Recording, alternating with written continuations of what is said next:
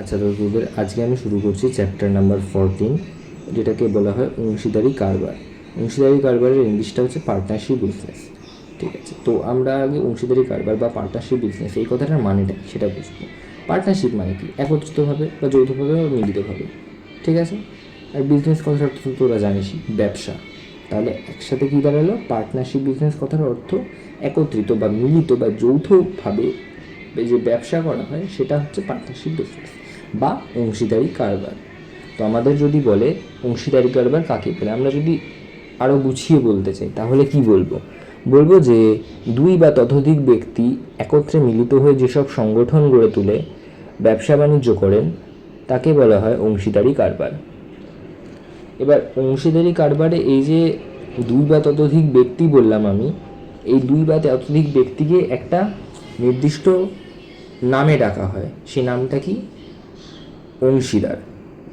তাহলে কি দাঁড়ালো? অংশীদারি কারবারের যে দুই বা ততোধিক ব্যক্তি যারা মিলিতভাবে একটা ব্যবসা শুরু করছে তাদেরকে বলা হয় অংশীদার।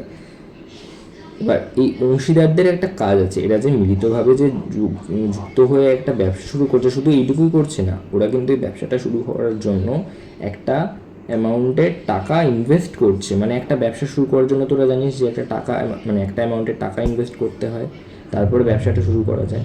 তো এই যে টাকাটা ইনভেস্ট করে ওরা, সেটাকে বাংলায় বলা হয় মূলধন বা ক্যাপিটাল। ঠিক আছে, এবার ক্যাপিটালকে আরও অনেকভাবে বলা যায়, ইনভেস্টমেন্ট বা আরও অনেক কিছু বলা হয়, কিন্তু তোরা এখানে জানবি ক্যাপিটাল। এখানে মোট কথা অংশীদারি কারবার যে চ্যাপ্টারটা, মোট কথা এখানে তোদের এই ইনভেস্টমেন্টটা ক্যাপিটাল হিসেবে বলা হচ্ছে। তোরা ক্যাপিটালই বলবি, এখানে অন্য কোনো ল্যাঙ্গুয়েজ ইউজ করবি না। তোদের তো বাংলা, তো ইংলিশে বলতেই হবে না, বাংলা তোরা বলবি মূলধন। ঠিক আছে, বলবি মূলধন হলো। এবার তোদের আমি এই চ্যাপ্টারটার মেন ফান্ডাটা কি সেটা বোঝাচ্ছি। এখানে দেখ, তোদের কয়েকটা ক্যারেক্টার দেওয়া থাকবে। আমি ধরে নিলাম এ, বি, সি, এই তিনটে ক্যারেক্টার। এরা তিনজন মিলে একটা ব্যবসা শুরু করছে, XYZ যে কোনো একটা ব্যবসা শুরু করছে। ব্যবসাটা শুরু করার জন্য আমরা ধরে নিলাম এ দিয়েছে 5,000 টাকা, বি দিয়েছে 4,500 টাকা, সি দিয়েছে 7,000 টাকা। ঠিক আছে, এই যে টাকাটা ইনভেস্ট করলো, করে যে ব্যবসাটা শুরু করলো, ব্যবসাটা শুরু করার পর কোনো একটা সার্টেন অ্যামাউন্ট অফ টাইমের পর তারা একটা লাভ পাবে, একটা প্রফিট হবে তাদের। সেই প্রফিটটা দেওয়া আছে, মানে দেওয়া থাকবে আর কি। সে প্রফিটটা আমরা ধরলাম 1,100 টাকা। ঠিক আছে, তো 1,100 টাকা হচ্ছে তাদের লাভ হয়েছে। এবার তোদের কোয়েশ্চেনটা দেবে, তবে লাভের টাকা কে কত পাবে? হ্যাঁ, এবার এটা হচ্ছে এই চ্যাপ্টারটার একদম বেসিক অঙ্ক। এবার তারপরে কিছু কিছু অঙ্ক আছে আরও, যে অঙ্কগুলো তোদের একটু ঘুরিয়ে দেবে, কিন্তু এমন না যে এই চ্যাপ্টারটা ঘুরিয়ে দেওয়া অঙ্কগুলো করতে পারবি না। হ্যাঁ, কোনো চ্যাপ্টারেরই হবে না এরকম, কিন্তু এই চ্যাপ্টারটা মানে অন্যান্য চ্যাপ্টার কি তাও একটু ভাবতে হতে পারে, কিন্তু এই চ্যাপ্টার কিন্তু ভাবতে হবে না। তুই জাস্ট অঙ্কটা যদি তোরা ভালো করে পড়িস না, একদম মানে জলের মতো লাগবে অঙ্কটা, সত্যি কথা। এইটা মানে এই চ্যাপ্টারটা হচ্ছে খুবই easy, most easiest chapter of class 10 যদি বলা হয়, মানে আমার পয়েন্ট অফ ভিউ থেকে অংশীদারি কারবার। ঠিক আছে, আমার লাগতো যেটা, আমি আমারটা শেয়ার করলাম। এবার তোদের হয়তো অন্য অনেক চ্যাপ্টার হতে পারে যেগুলো তোদের এটা থেকেও বেশি ইজি লাগে, তো হতেই পারে সেটা। যাই হোক, তো আমাদের যেটা আমরা বলছিলাম সেটা আবার ফিরে আসি। তো ওই এভাবে হচ্ছে মেন বেসিক অঙ্কটা দেবে তোদের। ঠিক আছে, এবার এই অঙ্কটা শুরু করার আগে আমি তোদের একটা জিনিস বোঝাই। আমরা যে অংশীদারি কারবারের সংজ্ঞাটাই বললাম না, যে দুই বা ততোধিক ব্যক্তি, এখানে কিন্তু একটা ছোট্ট মানে আছে, একটা শর্ট কোশ্চেন হয় যে অংশীদারি কারবারের জন্য তোদের কত লাগবে, মানে কত লাগবে মিনস কতজন মানুষ লাগবে, কতজন অংশীদার লাগবে। ঠিক আছে, এই একটা শর্ট কোশ্চেন দেয়। এবার এই শর্ট কোশ্চেনটা ফিল ইন দ্য ব্ল্যাঙ্কসেও হতে পারে, বা ট্রু ফলসেও হতে পারে, বা MCQতেও হতে পারে। কিন্তু এখানে যদি ওদের ট্রু ফলসে দেয়, ট্রু ফলসে টিচার যদি চান একটু টুইস্ট করতে পারেন কোশ্চেনটা। কী দিতে পারেন? একটা দিতে পারে, একটা সহজ ভাষায় দিতে পারে যে অংশীদারি কারবারের জন্য কমপক্ষে 2জন ব্যক্তি লাগবে। সত্য এটা। এবার যদি কোয়েশ্চেনটা এইভাবে দেয় যে অংশীদারি কারবারের জন্য কমপক্ষে 3জন লাগবে, তাহলে কিন্তু আনসারটা মানে স্টেটমেন্টটা কিন্তু ভুল, মিথ্যে, ওটা কিন্তু সত্যি না। কারণ কমপক্ষে মানে মিনিমাম কতজন লাগবে? তো মিনিমাম তো আমাদের 2জন লাগবে। একটা দেখ, পার্টনারশিপ মানে কি বুঝতেই পারছিস যে একটা মিলিতভাবে মানে হচ্ছে 2জন থাকবে বা 3জন থাকবে। এবার অংশীদারি কারবারের ক্ষেত্রে কিন্তু ওই 2জনের পরে যে 3জন, 4জন, 5জন, ওরা এক্সট্রা, ওরা ম্যাক্সিমামের পর্যায়ে। মিনিমাম 2জন লাগবে, এই মিনিমামটা হচ্ছে কমপক্ষে। তো এই কমপক্ষে যদি দিয়ে দেয় ওয়ার্ডটা দিয়ে লেখে যে 2 জন লাগবে, তাহলে ওটা সত্য। কিন্তু যদি বলে কমপক্ষে 3 জন বা 4 জন বা 5 জন, যা খুশি, সেটা কিন্তু মিথ্যে হবে, সেটা কিন্তু সত্যি হবে না। কারণ কমপক্ষে দিলেও অ্যান্সারটা মানে স্টেটমেন্টটাই ভুল, স্টেটমেন্টটা ঠিক না। কমপক্ষে দিয়ে যদি 2-এর জায়গায় অন্য কিছু থাকে, 2 থাকলে ওটা সত্যি হলো। এবার এটা শর্ট কোয়েশ্চেন দিয়ে দেয় অনেক সময়, ঠিক আছে, এটা একটু দেখে রাখিস।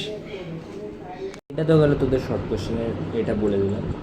এবার তোদের আমি মেন অঙ্কটায় আসি। আমি আজকে তোদের একটাই ছোট্ট অঙ্ক করাবো, করে আজকে আমি ভিডিওটা শেষ করব।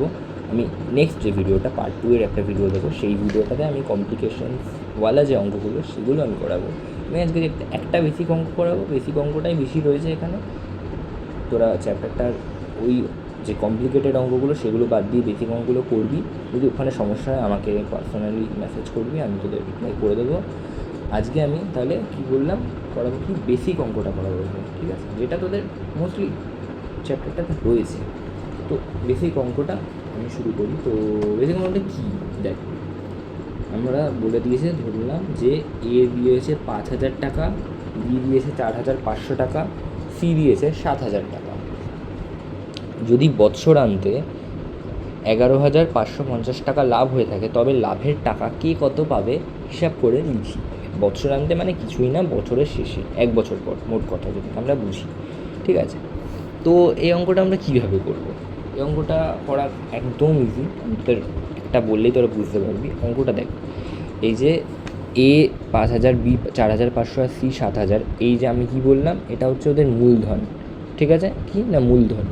তো এবার অঙ্কটা করার জন্য ফার্স্টে আমাদের কি করতে হবে না, মূলধনের অনুপাত বের করতে হবে। মানে এ এর মূলধনের অনুপাত ইস টু বি এর মূলধনের মানে সরি, এ এর মূলধন ইস টু বি এর মূলধন ইস টু সি এর মূলধন। তো এটা করলে কত হবে, 5,000 ইস টু 4,500 ইস টু 7,000। এটা করলে আমাদের আসবে হচ্ছে 50 ইস টু 45 ইস টু 70 হয়ে গেল। এবার এটাকে তোরা আরও কাটাকাটি করবি, কাটাকাটি করে তোদের আসবে হচ্ছে 10 ইস টু 9 ইস টু 4, ঠিক আছে। এবার তোদের কী দিয়ে দিয়েছে, যে বছরান্তে 11,550 টাকা লাভ হবে। আচ্ছা, তো এই যে মূলধনের অনুপাতটা বের করলি, এরপর একটা ছোটো লাইন লিখে দিবি, এটা লিখে দিলে ভালো হয়। লাইনটা হচ্ছে লভ্যাংশ মূলধনের অনুপাতে ভাগ হবে, ঠিক আছে, এই লাইনটা লিখে দিবি। তারপরে লিখবি যে 1 বছর পর মোট লাভ কত হয়েছে, বা অঙ্কের ভাষায় লিখতে পারিস যে বৎসরান্তে লাভ হয়েছে 11,550 টাকা। তারপর কী করবি শোন, তারপর করবি এ পাবে বা এর লভ্যাংশ লিখবি, ঠিক আছে। এই দুটোর মধ্যে যে কোনো একটা লিখবি। এর লভ্যাংশ লেখাটা আমি পার্সোনালি প্রেফার করি বেশি, কারণ ওটা আরও ক্ল্যারিফাই করে জিনিসটাকে।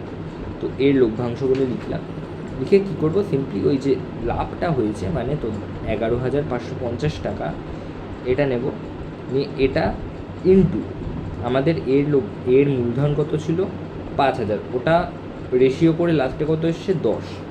তাহলে 11,550 ইন্টু 10 বাই কত হলো, যে রেশিওটা বেরিয়েছে, রেশিও 3টে এবার যোগ করবি, মানে কত হচ্ছে 10 + 9 + 4, এত টাকা। এবার এটাকে ক্যালকুলেট করে আনসারটা বেরিয়ে যাবে।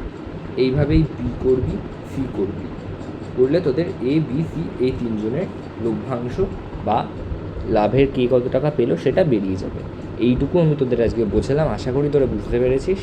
যদি কোনো সমস্যা হয় আমাকে আবার বললাম পার্সোনালি আমায় টেক্সট করবি, আমি তোদের রিপ্লাই করে দেবো। আমি আরেকবার বলে দেবো জিনিসটা, যে জায়গায় তোদের ডাউট হবে। আর যেটা আমি বললাম এটা শুরু করার আগে, যে এই চ্যাপ্টারের আমি যে বেসিক অঙ্কটা করালাম, এই বেসিক টাইপের যে অঙ্কগুলো রয়েছে চ্যাপ্টারে সেগুলো কর তোরা, ঠিক আছে। তোদের তার প্র্যাকটিস করা শুরু কর, এখন বেশি সময় নেই আমাদের হাতে, তো প্র্যাকটিস করা শুরু কর অঙ্কগুলো। এই বেসিক অঙ্কগুলোই কর, আমি বলছি না কমপ্লিকেটেড অঙ্কগুলো করতে। যেগুলো দেখবি আমি তোদের তাও বলে দিচ্ছি কীরকম টাইপেরগুলো কমপ্লিকেটেড অঙ্কগুলো হচ্ছে। যেমন 11 অঙ্কটা এখানে বলেছে যে 4 মাস পর এত টাকা আবার দিয়ে আরেকজন জয়েন হয়েছে, তারপরে আগে যে দুজন ছিল তারা হচ্ছে সেই টাকাটা তুলে নিয়েছে। কমপ্লিকেটেড অঙ্ক এটা, আমি তোদের পরের ভিডিওতে ওই কমপ্লিকেটেড অঙ্কগুলো সবকটাই বলে দেবো। আপাতত তোরা যে বেসিক অঙ্ক, মানে ধর 1-এর অঙ্কটা, 2-এর অঙ্কটা, 3-এর অঙ্কটা, এইগুলো ছোটো ছোটো বেসিক অঙ্ক, আর হ্যাঁ এগুলো করবি। আর হ্যাঁ, তোদের হচ্ছে একটা জিনিস আমি বলি, একটা চ্যাপ্টার করতে হলে না অনেক কিছু করতে হয়, ঠিক আছে। যেমন ধর উদাহরণের অঙ্কগুলো কিন্তু খুব ভালো করে করতে হবে, মানে এমনভাবে করবি না যে ক্যালকুলেশনগুলো মুখস্থ হয়ে যাবে। তাহলে এমন না যে অঙ্কটা ধর দেখলি যে পরীক্ষায় অঙ্কটা এসছে কিন্তু